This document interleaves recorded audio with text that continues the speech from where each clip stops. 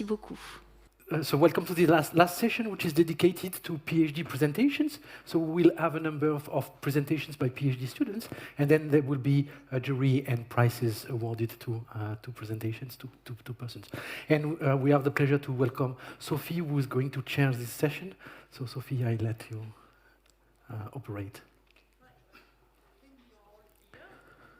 Tu peux utiliser. Yeah. This one is working, right? Try it. No.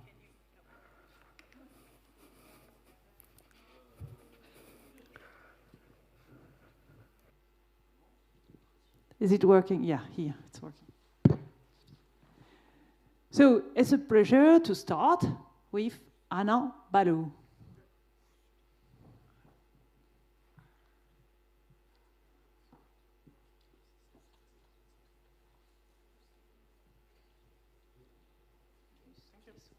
Okay. Yes. So hello everyone. Thank you for hosting me. So my name is Anand Balu. I will present my work on meta-reinforcement learning for social robotics that was done at INRIA Grenoble and is supervised by Dr. Chris Rank and Professor Xavi Alameda Pineda. So in the recent years, there have been a growing interest in the field of human-robot interaction. In this field, we are trying to design a robot that can interact with us in our daily life environment, such as in offices, house, or even in malls. And to do that, we need to have the robot exhibit what is called a socially acceptable behavior. It also implies to be able to solve tasks, social tasks, such as joining group, collecting audiovisual data, talking to people, etc. Due to the complex nature of social environment, it is usually unfeasible to design manually behavior that will be able to complete this task, which leads practitioners to take interest to data-driven approach, such as reinforcement learning. So reinforcement learning, it's a paradigm, it's a machine learning paradigm that in which we try to have an agent learn autonomously by interacting with its environment. So usually the environment is composed by 4 main components: the state of states that the environment can take, the set of action that the agent can take in the environment, the reward function that corresponds to the feedback that the agent will receive after taking an action in a particular state of the environment, and the state transition model which corresponds to the dynamic of the environment, which is usually really complex. And so in reinforcement learning, the goal is to learn the policy or the behavior that will maximize the expected return, which is the discounted sum of reward that we get by interacting with the environment. So here, something interesting to notice is that if we want to learn a specific policy, we need to find the reward function that is associated to this policy. So the question then is how to define a good reward function to obtain the social policy that interests us. So in the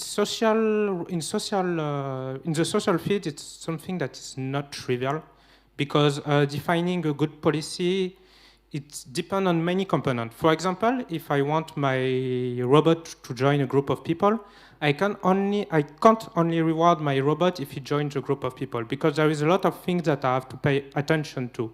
For example, the distance to object. I don't want my robot to bump to every object it sees, because it will damage it. The distance to humans, I don't want the robot to disturb them. The speed, the approach direction, for obvious safety reasons. And so what we usually do in social robotics is that we make the reward function a sum over the component. So this simplifies the problem, because here we have a weighted sum. So what we have to do in order to find a good reward function is just to find the good weight for each of the features. And so next question. So now that we have to find this weight, how can we find them? So usually what is done is something that is quite naive. We consider that these weights are hyperparameters that can be fine-tuned. So we train with one set of weight. We see the reward that we see the behavior that we obtain. We train with another set of weight. So in another reward function, we see that the behavior that we obtain. So we see that it's still not this, etc., until we find the set of weight that will give us the correct behavior. So we see that this approach has several problems. So the first one is that it's really not scalable. Like if we want to learn a reward that depends on many features, we will have to do a lot of evaluation. And also reinforcement learning is really data hungry. So for each new RK, for each new reward, if you had to train from scratch, it will take too much data. So our idea in this PhD was to use meta reinforcement learning in order to train at the same time on several reward functions to learn what is called an adaptable policy with a specific adaptation procedure. So usually meta-learning policies are divided in two parts, a meta-training part, a meta-testing part. In the meta-training part, we give to the agent several reward functions and we want him to extract from it the adaptable policy. In the meta-testing part, we want that with the adaptation procedures and with the adaptable policy, that the robot can learn a specific reward function with a minimum amount of steps and a minimum amount of data.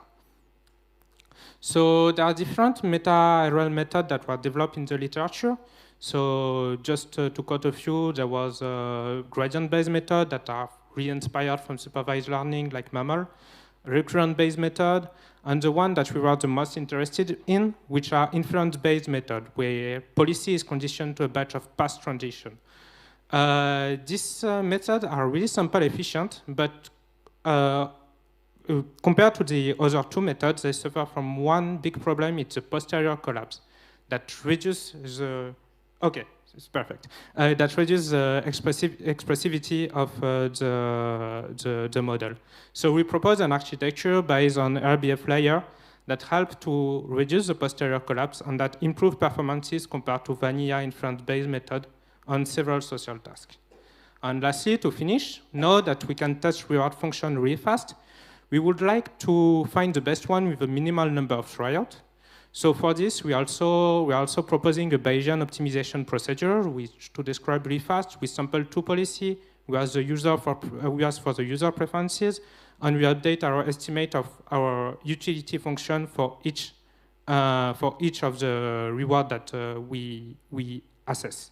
So the advantages of this method are that the number of feedback to find the best policy is relatively low, especially compared to concurrent method, and that there is no policy training to do in between user collection, like the naive approach that I presented before, and which makes the whole process more smoother.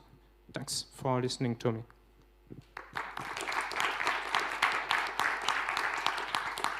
Thanks. Nice. And the second talk is online. So Guillaume Lelay, Sure. yeah, you're here. Yeah, I'm going Perfect. to try to share my screen. So we can see you, and you will share your screen. Yeah. Yeah, and can you put it in full presentation Yeah, mode? I'm trying to do that. Is that okay? Yes, it's okay like that. Okay, so you can start. Yeah. Okay. So hi everyone. I'm sorry I couldn't join you today. So my name is Guillaume Lelay. I'm a third-year PhD student in sociology under the direction of Séverine Louvel and Gilles Bastin. And I'm working on what we could call the French algorithmic knowledge production apparatus. That is, in fact, on the university training of AI professional in France today.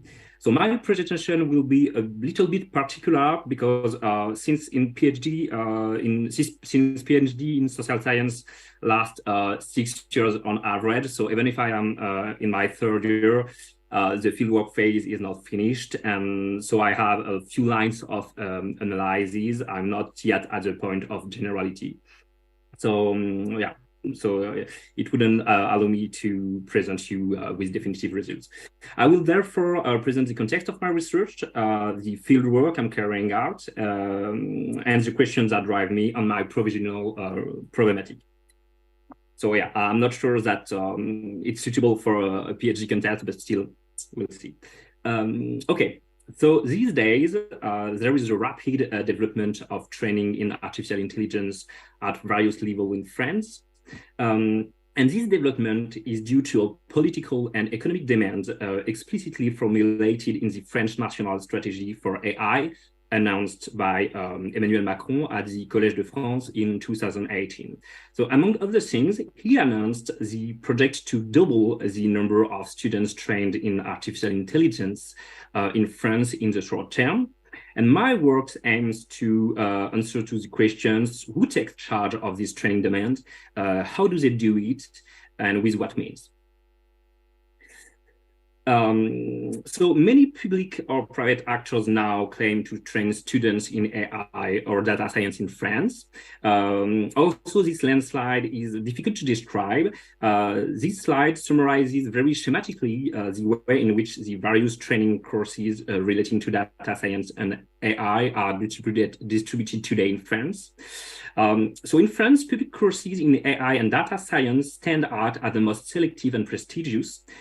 Specialization in AI usually takes place in the final year of training for engineering students, mathematics students, or computer science students. And these formations are most often research-oriented. They encourage their students to continue their studies up to a PhD and to pursue careers as researchers or engineers in AI or even data scientists. There are also private training courses in AI, mainly provided by private engineering schools. And as for public training, the specialization in AI generally takes place in the last year. But because of the lesser importance of mathematics in these courses mainly open the way to the profession of data engineer, and to a lesser extent to that of data scientist or AI engineer. And at a more modest level of mastery of AI tools, a particularly heterogeneous galaxy of actors offers to train students with other academic backgrounds than mathematics or computer science, such as health, social science, business, or management. But for my part, I'm particularly interested in the training courses that dominate this landslide, those which support the most French ambitions for technical and economic development. I'm talking about training courses at master's level or equivalent, provided by universities, public engineering schools, or les écoles normales supérieures, for example, which are aimed at students with mathematics and engineering background.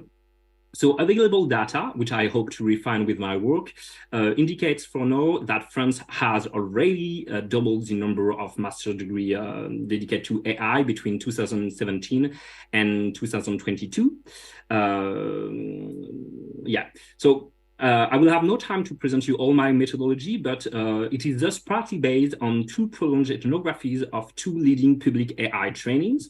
So from September 2021 to January 2022, I indeed attended 4 classes of the final year AI training courses provided by a public engineering training in Auvergne-Rhône-Alpes region. And from September 2022 to today and until January 2023, I will also have taken 3 classes of an AI training provided by a major university in Paris regions. I also carry out systematic interviews with teachers and students. I have conducted about 15 interviews so far, but I hope to do much more in the future. And finally, I also hope to be able to conduct quantitative analysis on the career path of students based on university data or data available online. These observations aim to clarify a series of questions. For example, how is the desire of French students for AI training courses built? How is an AI curriculum built? which materials and artifacts are important in the understanding and memorization of AI algorithms knowledge, for example, and how training courses contribute to the making and stabilization of an epistemic and professional identity. So my next month of work will aim to answer these questions using the theoretical tools of the sociology of science, and the anthropology of technology, and echoing the role played by learning and memory in the programming of artificial intelligence machines. One of the avenues to which the observations made so far invite me could be to work on the anthropological concept of professional and epistemic memory, both collective and individual. So my observations thus point to a first problematic axis, that is, how do AI training courses organize the operational memory of future AI professionals, and thus stabilize the social and epistemic identity of the AI field.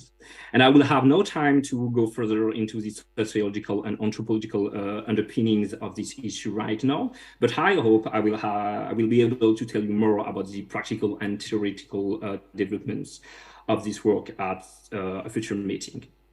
Thank you for your attention. Thanks.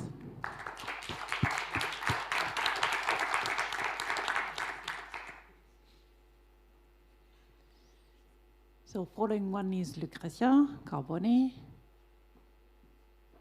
And we need to switch to the computer in the room. Yes, perfect. So it's your turn. Thank you. So good afternoon, everyone. I'm Lucrezia Carboni. I'm a third-year PhD student in the Grenoble Institute of Neuroscience and LGK lab in Iria. And my thesis is supervised by Sophie Achard and Michel Deja. So today I'm going to talk to you about graph-based functional connectivity analysis of human brain and artificial neural networks. Concerning the human brain, our objective was to develop a tool that allows to differentiate pathological subject from healthy control, given the set of connection among brain regions. Yet, from a neuroscientific point of view, it's not enough to differentiate, and what we would like to obtain is actually a characterization of a group, so especially of the group of the pathological group, to detect which regions are affected by a given pathology. This work has led to a publication. You can find it on arXiv, and if you want to know more, I kindly recommend you to attend the talk given by Sophie tomorrow afternoon about graphing the brain. In the following next minute, instead, I'm going to focus more on my project for artificial neural networks.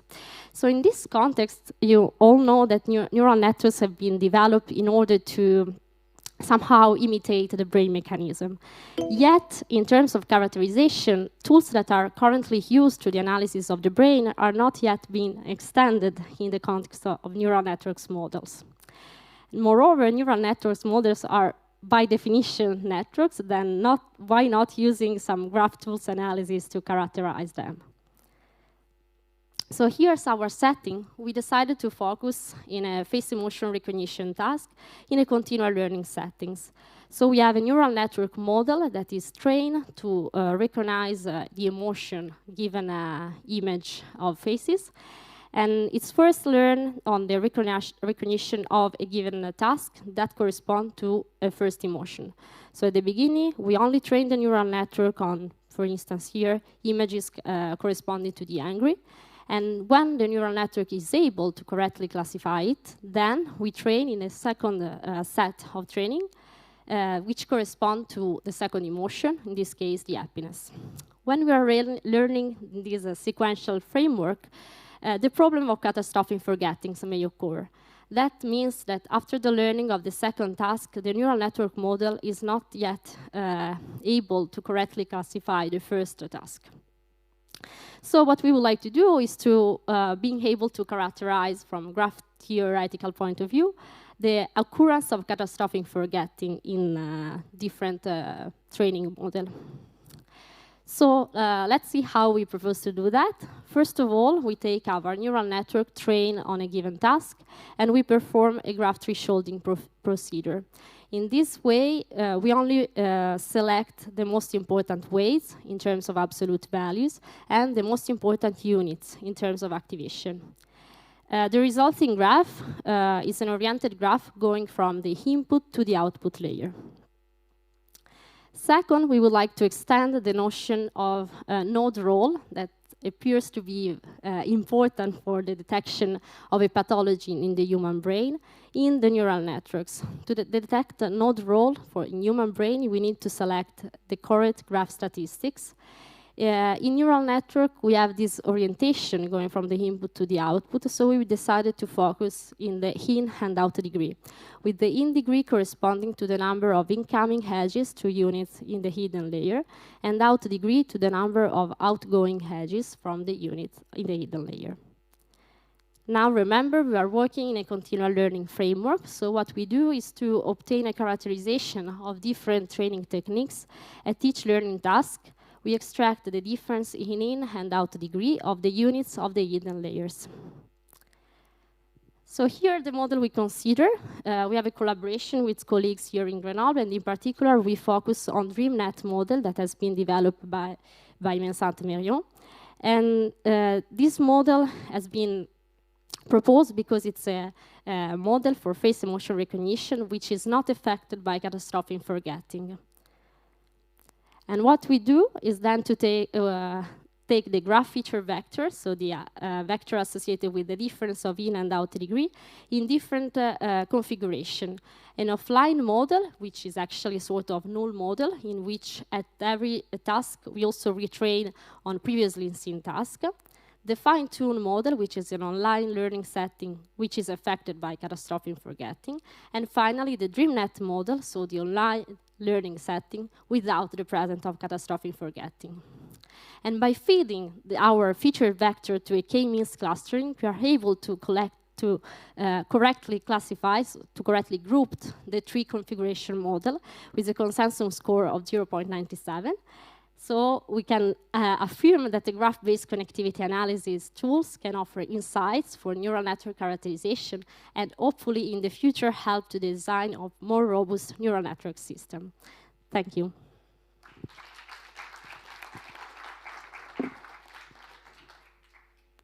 Thanks. So next one, it's Lorenzo Lupo. Yeah.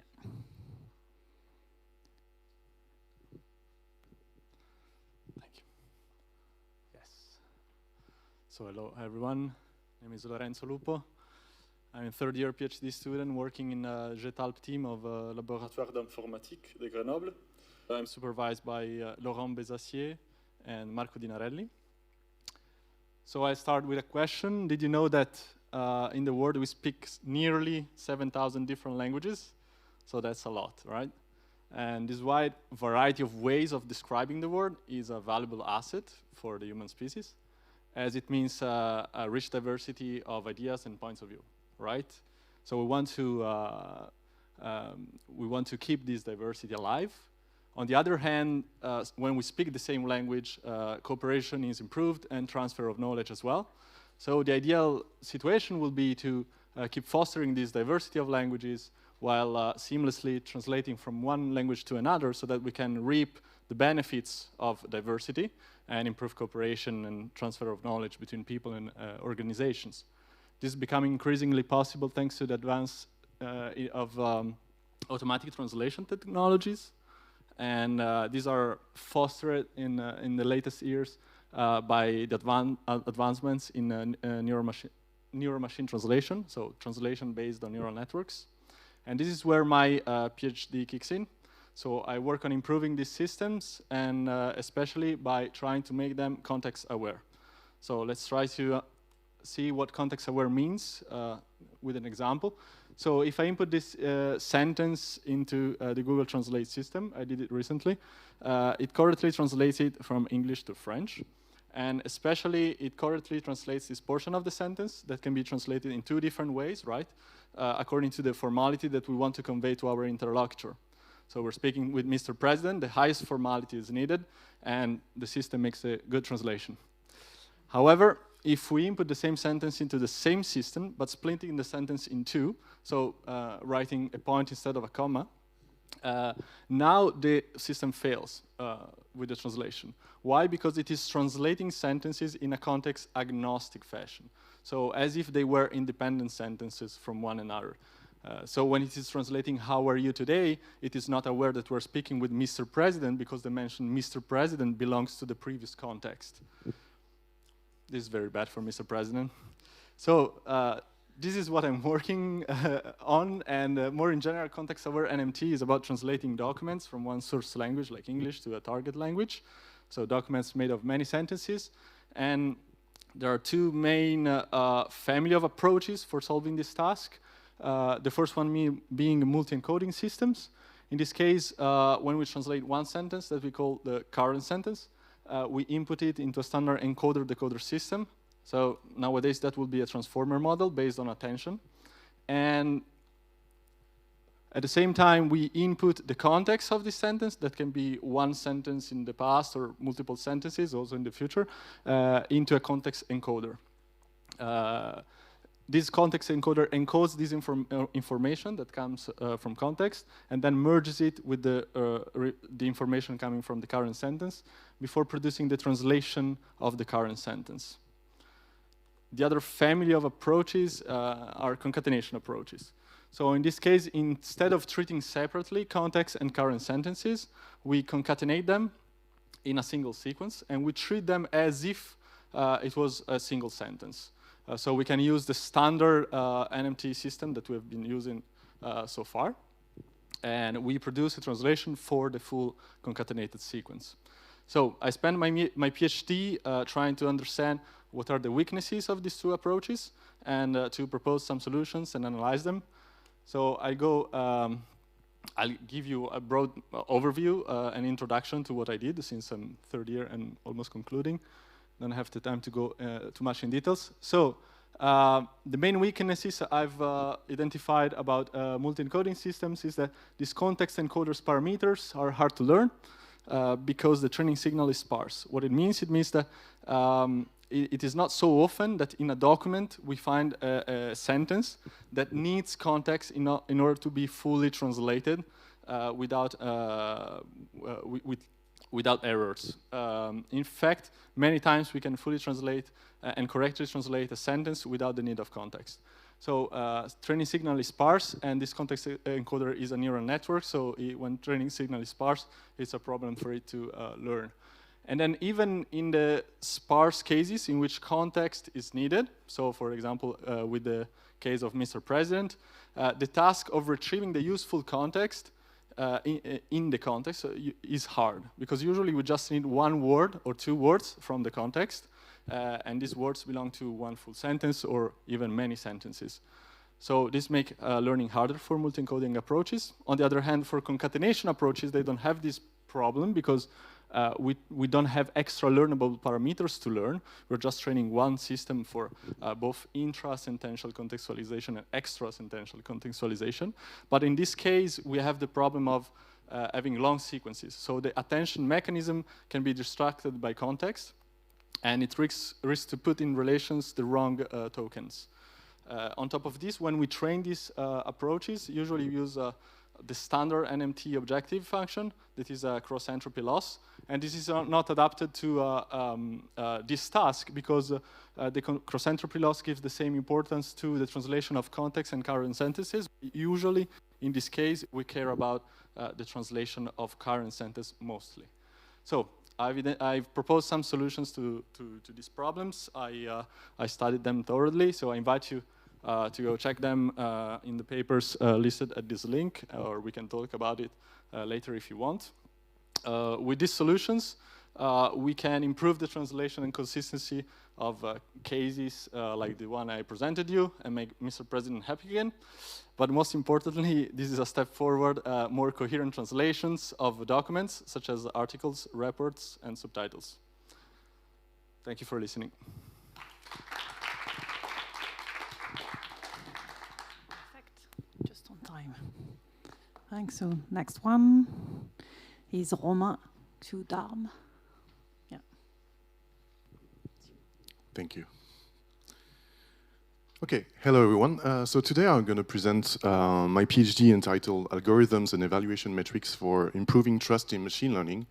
So this is a special application of machine learning dedicated to mostly computer vision, because there are many ways and many data and types of input data, and here I'm really focusing on high-dimensional images. I'm doing this PhD under the supervision of Georges Queneau, Marie-Christine Rousset, and Zakaria Kiani. Okay, so there are many ways to enable trust in the user. In this PhD, I'm mostly focusing on 3 pillars of trust, which are interpretability. So trying to answer the questions, how is a particular decision produced by the systems and why? The second one is obviously performance, because we still want systems that are good at performing the task they were trained on. And the third one is reliability, and it's the idea of having a system aware of its own shortcomings and be able to provide a good and calibrated confidence measure of the decision that is produced, in order to, in some cases, just tell the user, okay, I'm not sure about the prediction that I did, so maybe you need to take the hand on and to take the lead back. So interpretability, the first thing is, it's kind of hard when you're dealing with computer vision applications, because what you're working with are images that are matrices of pixels. They don't have any semantic value. And when you're trying to do some interpretable and explainable architectures with something that has no semantic meaning, it's kind of hard. So one possible way that was done in the literature is actually to extract some information first from the image. So that would be, for instance, what we call attributes, that are a combination of, for instance, a part of the object and the property of the object. And once you have this kind of information, then you have some kind of you transformed your computer vision problem into a tabular data problem. And then, hopefully, what you can do is plug these kind of tabular informations into an interpretable decision-making process, such as, for instance, a decision tree. But of course, when you put these kind of constraints on the system, then sometimes the performance drops. So there's kind of a trade-off here. When we are trying to learn these attributes, we can do it in several ways. The first one is to have people annotating the data, to annotate the images, in order to provide this kind of information, and then you will do a regression task first in order to learn these attributes. But it's kind of costly, and sometimes the annotators are not experts in the field, and they might make some mistake. So one of my first contributions in this PhD was an algorithm that was able to actually extract these parts of the object automatically without any use of annotations. So this is an algorithm called Particule, which stands for Part Identification with Confidence Measure using unsupervised learning. And the idea is it's working mainly on images that are belong to what we call the fine-grained recognition data sets. So these are images that are fairly similar to each other, and the task is actually to try to differentiate the small variations between, for instance, different bird species. I won't go into too much detail about the algorithm, but the idea is that when we use, for instance, a pre-trained neural network, such as ResNet 50 pre-trained on ImageNet, then what we can extract from the latent, the abstract representation of all these images are recurring patterns inside of the latent space. And we can actually train multiple detectors that are initialized completely randomly, and they will naturally converge toward detecting recurring patterns inside of these images, provided that you give, obviously, the good objective functions for that. So this is what we did in the particular algorithm. We managed to enforce several properties. The first one was locality. Basically, each detector will train and focus on only one region inside of the image. The second one is unicity, meaning that we don't want to learn 10 times the same detector, and they will naturally converge towards something that is quite different. And the third one, which has not been seen so far in the literature, is actually being able to embed each of the detection with a confidence measure, meaning that each detector will be independently be able to say, okay, I know I'm supposed to detect something inside of the image, but I'm really not sure. So due to the normalization layers and everything, it will highlight something inside of the image. But we embed these detectors with the ability to say, okay, I'm really not sure that it's there.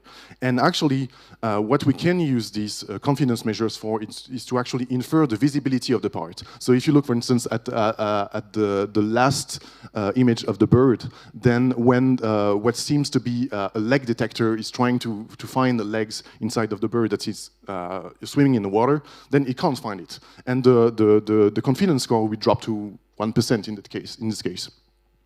So we use this algorithm to build a more explainable image classifier, and we obtain classification accuracy on par with non-interpretable methods, not better than anyone else, obviously, because we are putting way more constraints on the system, but it's on par with these methods. And we are also in the process of trying to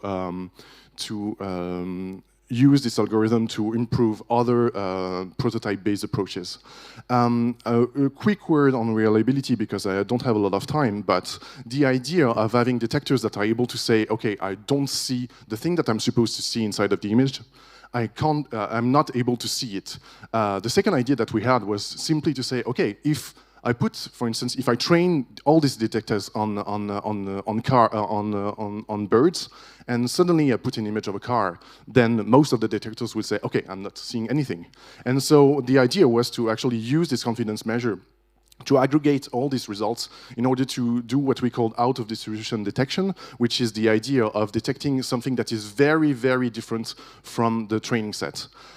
So we applied this particular algorithm and these detectors on the out-of-distribution detection task with success, and we also proposed a new benchmark based on perturbation to validate the system. And to finish, I will just say that the field of explainable AI is really growing, and what I learned from my experience with CA partners is that there is really a need for more mature and reliable XAI. Thank you very much. Thanks. Nice.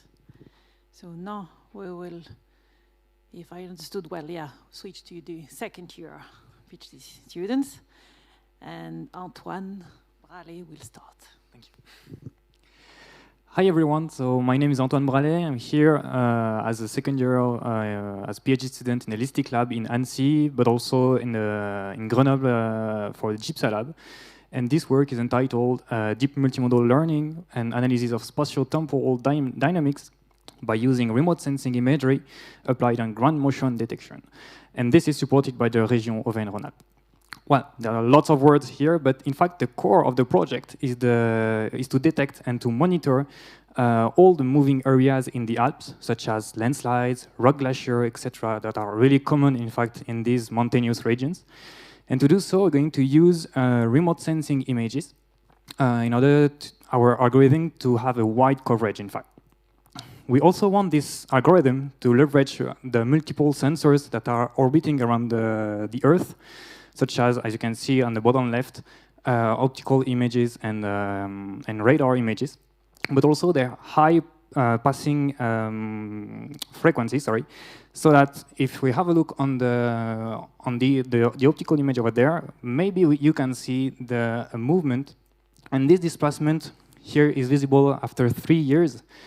But in the end, with only 2 images acquired within 6 days, we are able to compute interferograms just like here and observe the displacement. So the idea is to apply deep learning in order to solve all these issues. So what have been done so far?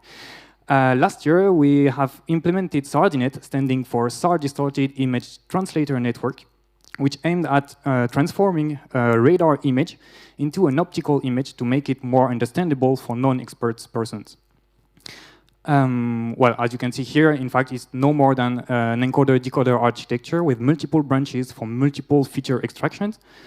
But the core of this architecture of the contribution, in fact, is that this network is robust to geometrical and radiometrical SAR distortions, meaning that if you can see here, we have bright areas on the SAR input, but also very dark ones, which are classical distortions that the method from the literature are really, well, clearly dislikes.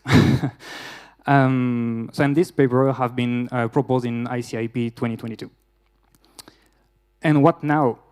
Now the next contribution consists in the creation of a new dataset on a new dataset of manually annotated moving areas in the Alps, of 3 zones in the Alps, and we are in collaboration with Editem and Easter, who are in fact geomorphologists, in order to do so and extract this kind of patches, which are characteristic to movement, to displacement in the Alps. What's really interesting here is that by doing it manually, I could figure out the main, what is really appropriate for a neural network to be trained on, such as you can see here, the green box and the red box looks quite similar on the phase difference, and we can consider it as displacement. But the fact is that on the red one here, on the coherence map, we have a very non-coherent area, let's say.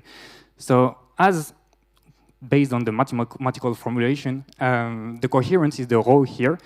It is in fact weighting the reliability of the phase difference, meaning that on this red square here, we do not have any reliability. We cannot say anything about this zone, whereas on the green one, we have clearly a movement, a displacement. All right, so what next? After, yeah, perfect, this is my last slide. The final thing is to create a neural network which is able to take as input a stack of interferograms here, so the phase difference and coherence maps, in order to output the segmentation of the moving areas with, for instance, an additional input called here conditioning input with the optical images. The last challenge would be to create a weakly supervised network. So instead of having the true segmentation as ground truth, we would have only a label. So we know for each patch where, if we have a motion, but we clearly don't know where it is located. Thank you for your attention, and if you have any question. Thanks. So next one is Hugo Lupo. Yeah.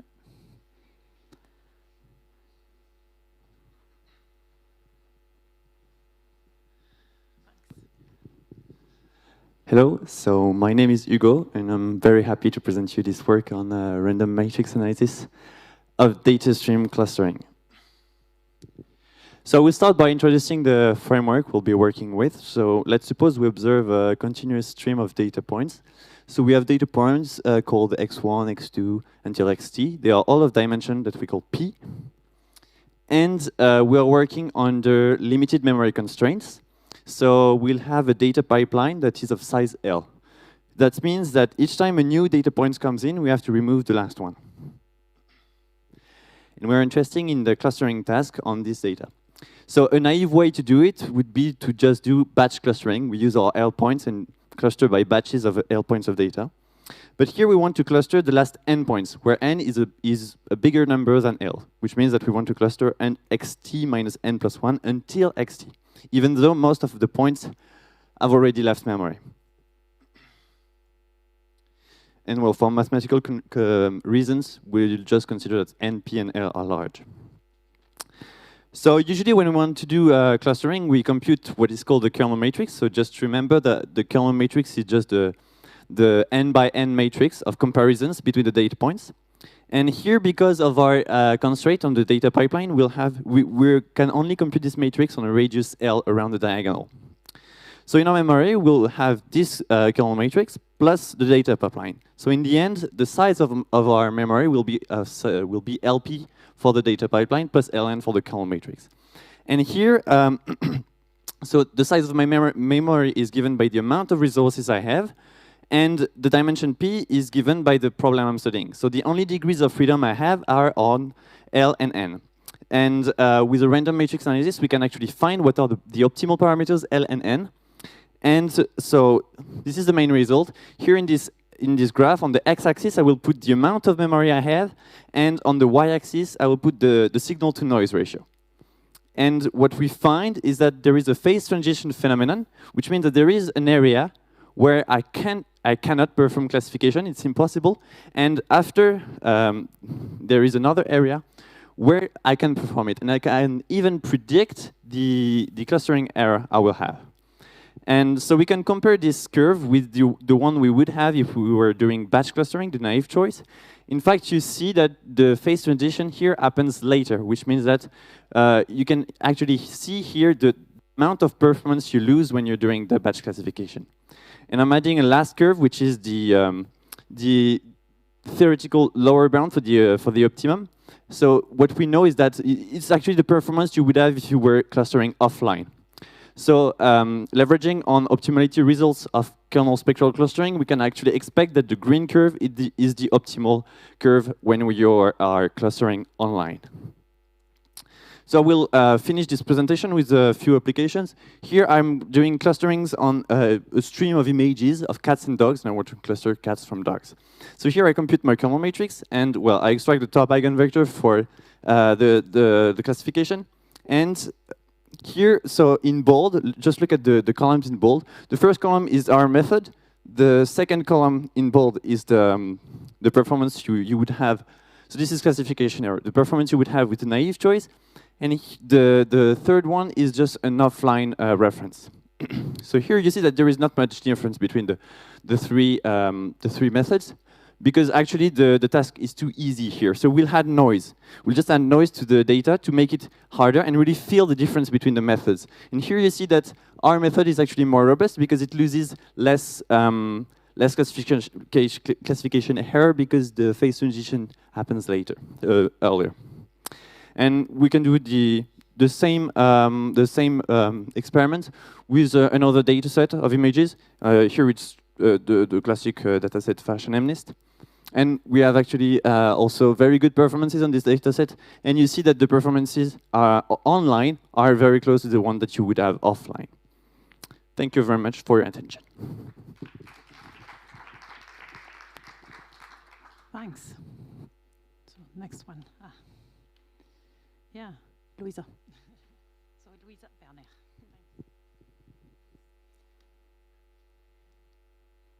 No.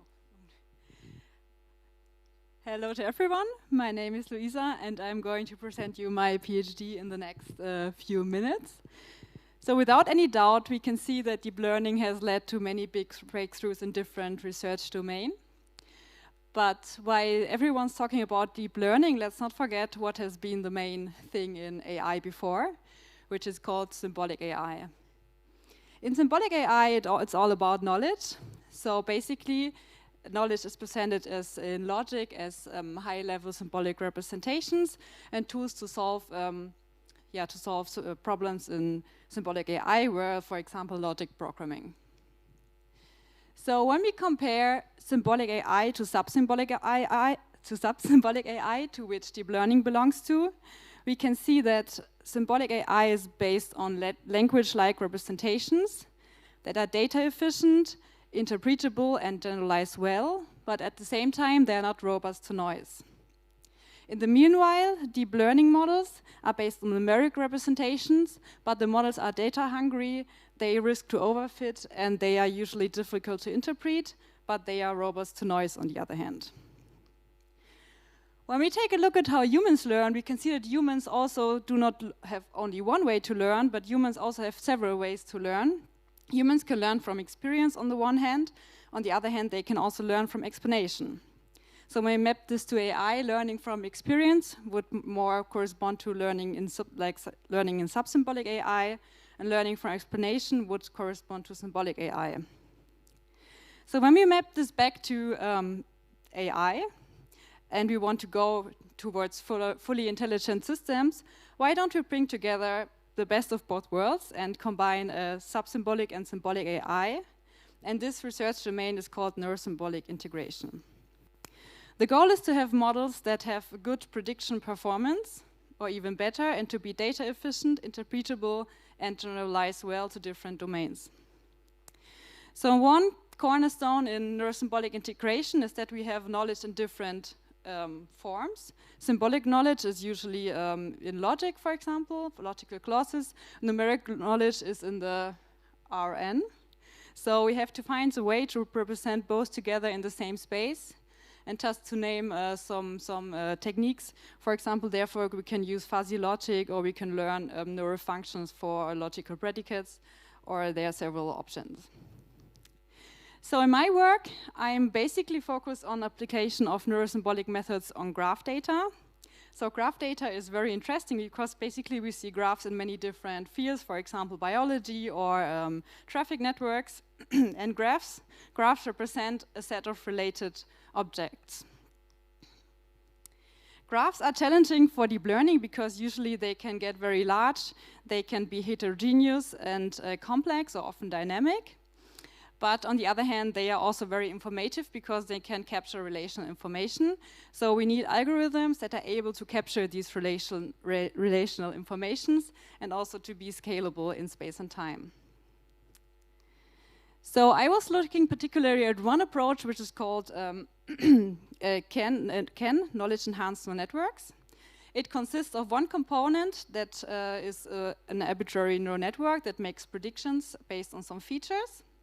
And on top of that neural network, we stack some knowledge enhancement layers that aim to update the predictions of the base neural network with the goal to better satisfy the set of some logical formulas. So one, for example, use case to which it has been applied is a CiteSeer knowledge graph. In CiteSeer, the goal is to classify scientific publications into topic categories, given their abstracts and their citations. And there are some assumptions made on background knowledge that two papers that have the same class, that cite each other, have the same class. And in this study, it could be shown that, in particular, when training data is scarce, that the knowledge enhancement leads to major improvements. So in my work, the first thing I did is take this approach and implemented it in a PyTorch geometric, which is a graph network framework, and reproduce the published results of the paper. Then I noticed when I wanted to apply the model to another benchmark, I noticed that there are not many benchmarks in neurosymbolic domain. So I applied it to the Open Graph benchmark. And there I recognized that the model is not at all scalable to large graphs. So I had to fix the problem of making it scalable. Making models scalable to graphs is challenging sometimes because graph data is not independent anymore. So batching becomes more difficult, and I applied graph-specific batching algorithms to the model. And then I also tested relational CAN on state-of-the-art graph neural networks as base neural networks instead of simple feed-forward neural networks. In the future, I want to look more into knowledge graphs, which is a very rich knowledge representation on the internet, for example. And since we have ontologies there as background information, it would be very interesting to use it in a neurosymbolic context. So thanks for your attention, and I think there are no questions, but you can ask me later. Thanks. And next one is Hassan Isa. Thanks. Good evening, everyone. So my name is Hassan Isa. I'm a second-year PhD in G2E Lab and League. I'm here to present you my work presented as titled as AI-based controller for inverter-based generators in microgrids. My work is supervised by Vincent Dubuchère, Loïc Garbiot, and Nourdine Haj Said from G2E Lab, and Philippe Lalanda from League. So, due to the need to an environmentally friendly, economic, and reliable energy system, integration of distributed power generation based on renewable energy has been becoming more wide. Thus, power electronic inverters have been widely introduced to the power system. This implies the requirement of new control methods to be integrated. Thus, I'll be proposing today an artificial intelligence-based controller. So, to take a brief look at the problematic and objectives, conventional control methods require complex models, and model-based controllers are not adaptive. Yet, what we are expecting from our AI model is that it doesn't require a complex model because it's data-driven, and it has the capacity to operate in different environments. And what we're expecting as well is that the grid stability shall be always maintained. No, I was not expecting that. Anyways, so why are we collecting data? Because we're first testing the supervised learning approach to test the limitations of the of the feed-forward neural network. So we're collecting data from a pre-implemented model by a former PhD that's actually hidden because annotations are not working, the animation is not working. So yeah, we used this model underneath to generate our data sets. And we're expecting that the AI block will be replacing all of the blocks that we can't see underneath, unfortunately.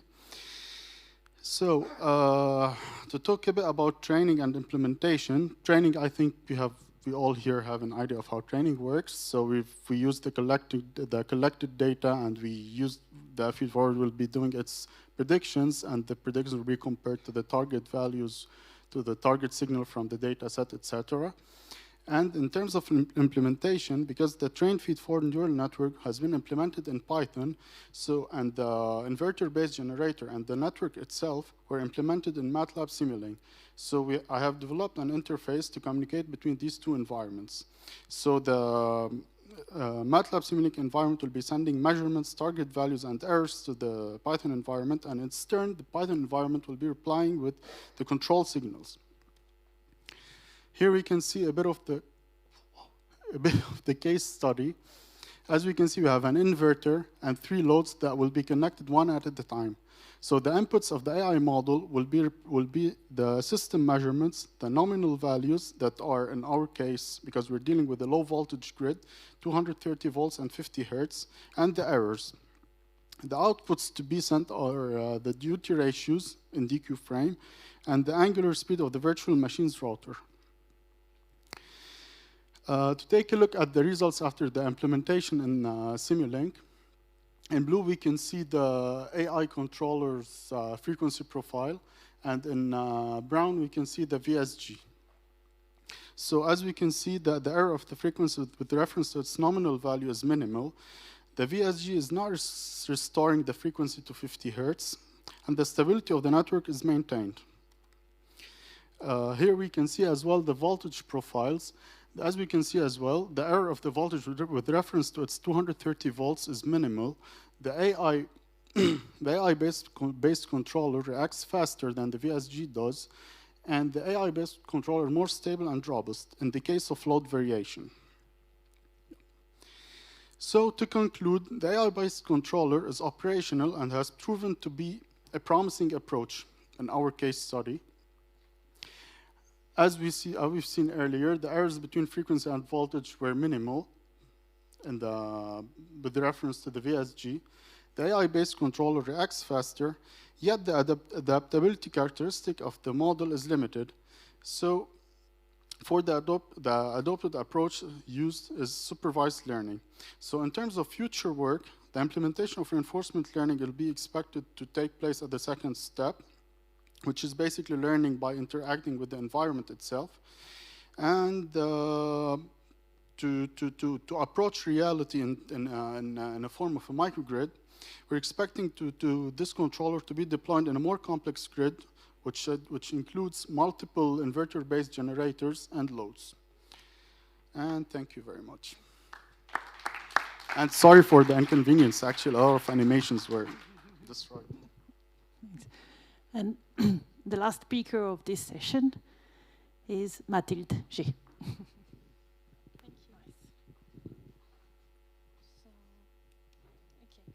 Hi everyone, my name is Mathilde and I'm a second-year PhD student at the League, and I'm also part of the MIAI Edge Intelligence Share.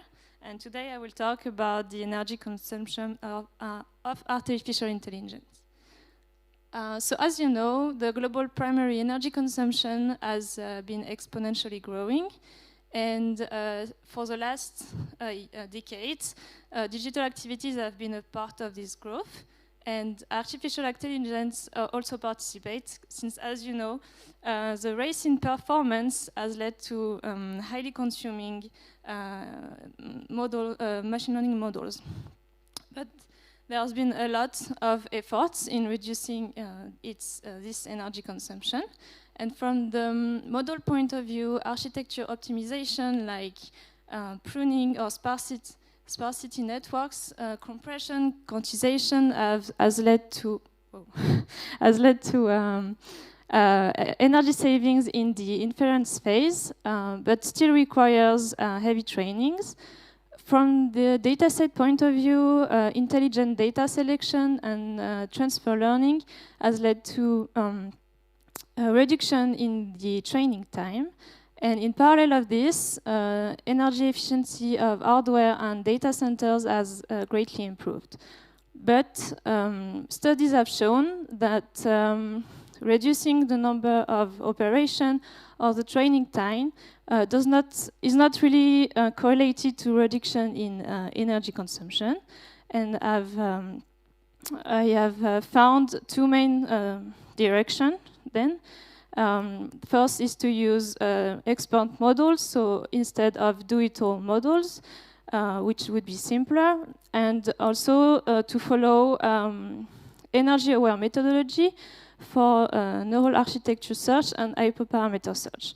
And in this context, I have looked for a way to accurately measure the energy consumption of AI training, and it led to a complex study of 8 software-based parameters relying on Intel RAPL or NVIDIA NVML or usage-based modeling. And so this was a quantitative study, but also an experimental study, because I evaluated those parameters on a GPU-intensive benchmark against external parameters. And I have shown that all softwares are highly correlated with parameters, that the offset is, although significant, can be explained, and the only issue is that it's slightly biased in power. And I also studied the user-friendliness and the accessibility of the tools, and the overhead, which are, in general, very good. And the paper also answers the questions, how to find the right tool for your need. And to summarize, Power API and Scaffold are very good for monitoring cloud workloads.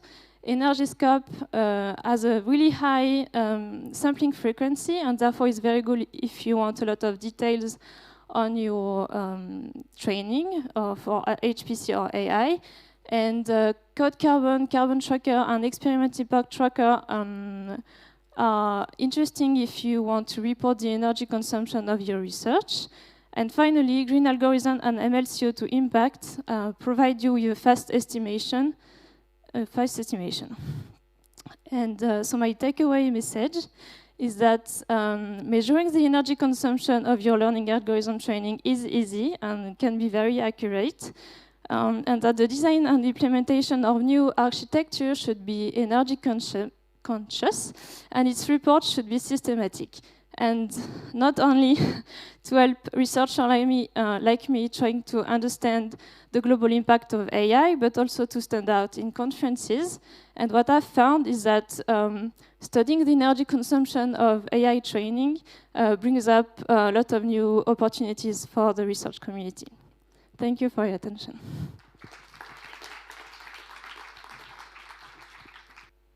I think we should congratulate all of you, because all the presentations were really nice. And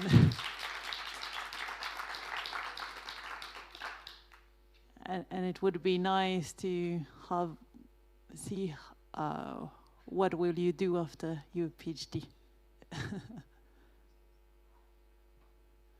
And we are looking forward to your defense.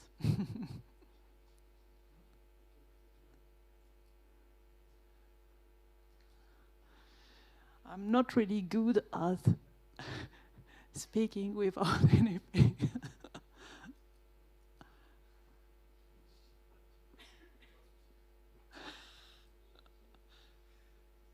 Ah, nice. Okay. So we've got 2 winners here. Please come on the stage. I'm sure I did not pronounce your name correctly, Roma. But can you? So this is for you.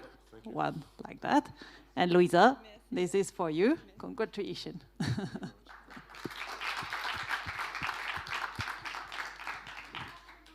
So thank you very much. Congratulations to all our presenters, our presenters.